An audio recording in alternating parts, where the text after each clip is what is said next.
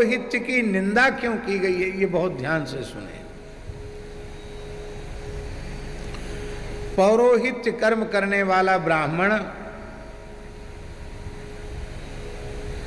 केवल धन पर ही दृष्टि रखे,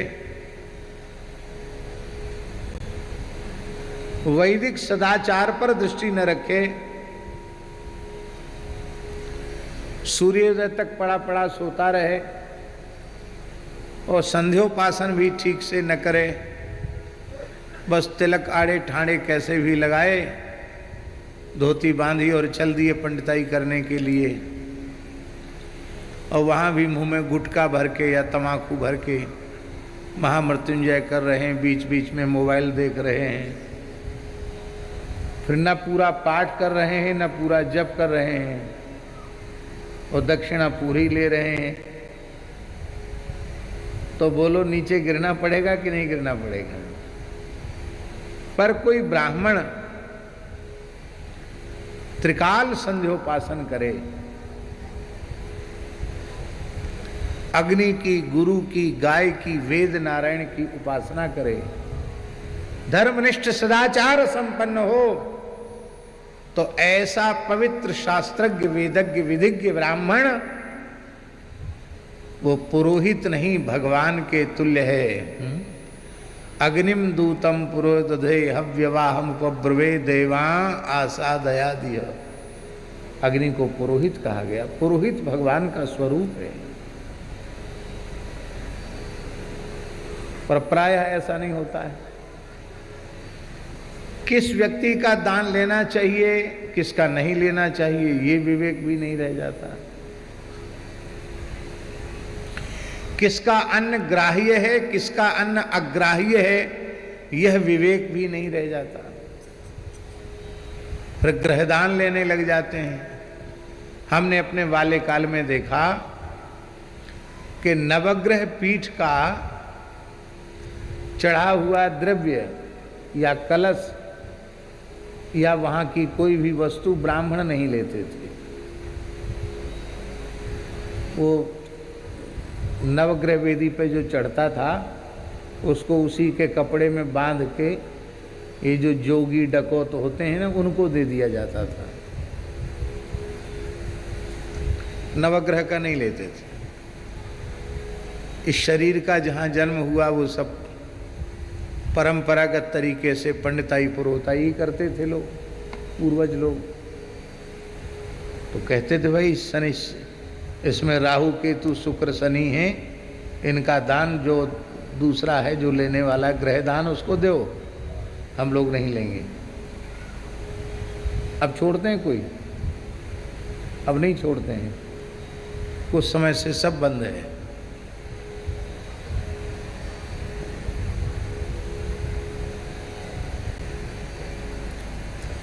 ग्रहारिष्ट का दान भी,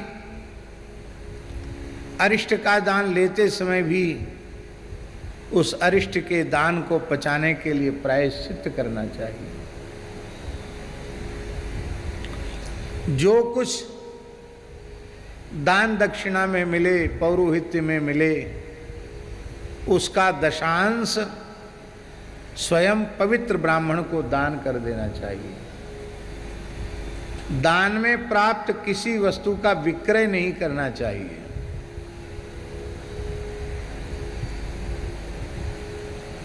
बोले इतने कलशों का क्या करेंगे, इतनी साड़ी धोती आ जाती हैं पंडिताई में, उसका क्या करेंगे? अरे क्या करेंगे? कितने गरीब ब्राह्मण हैं, कितने निर्धन लोग हैं जिन्हें उन पात्रों की जरूरत है, उन वस्त्रों की आवश्यकता है। तो भगवान ने आपके उपयोग से अधिक जो वस्तु दी है वो उन लोगों के लिए दी है जिनको उनकी आवश्यकता है, और आपको भगवान ने अधिक मात्रा में दे दी, तो आप बिना मांगे उनको दे दो। इसलिए थोड़े ही दी है कि तुम दुकान पे जाकर के सुपारी तक बेचाओ, लौंग इलायची बेचाओ और कलश बेचाओ, बर्तन बेचाओ, इसलिए नहीं। एक कहावत है, वाल्मीकि रामायण की पंक्ति है, दानस्य तु दानेन सुमहत फल मुच्यते। ये वाल्मीकि रामायण की पंक्ति है। दान में प्राप्त वस्तु में से कोई अंश दान कर देता है या पूरा का पूरा दान कर देता है, उसका फल बहुत अधिक हो जाता है। और साधुओं की कहावत है, दान में ते दान ले, 3 लोग जीत ले। क्या? दान में ते दान दे और 3 लोग जीत ले। अब पूज्य संतों के चरणों में भी हम यही प्रार्थना कर रहे हैं। संतों को भी मिलता तो है ही है, कंबल, कपड़ा, लत्ता, गमछा, कमंडल, अच्छी बात है। किसी को दुख न पहुंचे इसके लिए ले भी लेना चाहिए, पर लेना उसके लिए चाहिए कि जो अभावग्रस्त है उसकी सेवा के लिए हम ले लें। इसलिए नहीं लेना चाहिए कि अपनी आसन पर ही कंबल बिछा के 100 कंबल बिछा लें, दूसरा कोई ठिठुर रहा है तो हमारे मन में तनिक भी दया ना आवे कि चलो इसमें से एक कंबल इसको दे दो। हम लोगों को भी यही शिक्षा लेनी चाहिए। दान की वस्तु उपभोग के लिए नहीं, जितना व्यवहार में आती है उतना ले लो। हमारे महाराज जी से कोई कहता कि महाराज जी ये वस्तु आपको हम दे रहे हैं, आप किसी को देना मत, तो महाराज जी प्रसन्नता पूर्वक मुस्कुराकर तत्काल सिर से लगा के उसी को वापस कर देते। कहते, श्रीमान जी आप कृपा पूर्वक यह प्रतिबंध न लगावें कि किसी को देना मत। हमारे पास जो कुछ आता है वो किसी न किसी को देने के लिए ही आता है। हमारा कपड़ा जब तक पूरी तरह थोड़ा भी उपयोग के योग्य रहता तब तक हम उसका उपयोग करते हैं, और जब किसी प्रकार से वह उपयोग के योग्य नहीं रह जाता तब दूसरा कपड़ा पहनते हैं। इसके पहले नए नए कपड़े नहीं पहनते हैं। तो नया जो आया है वो किसी न किसी को देने के लिए आया है, और आप प्रतिबंध लगा रहे हैं कि किसी को देना, तो आपको ही दे देते हैं। आप कहीं किसी को दे देना।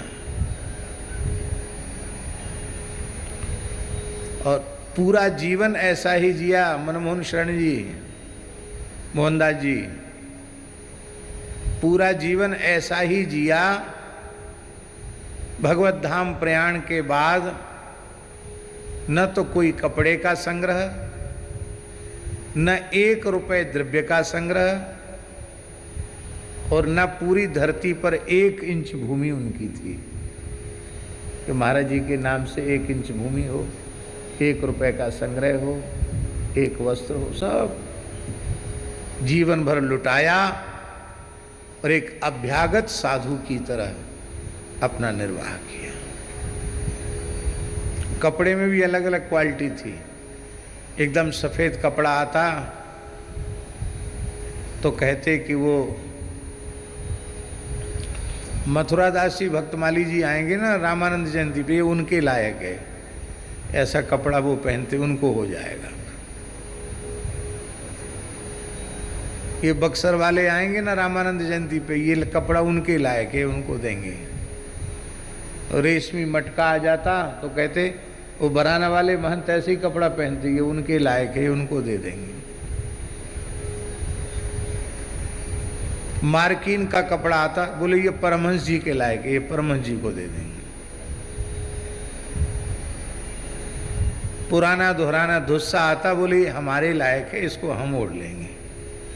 बोलो वृंदावन बिहारी की जय। माई मेरे श्याम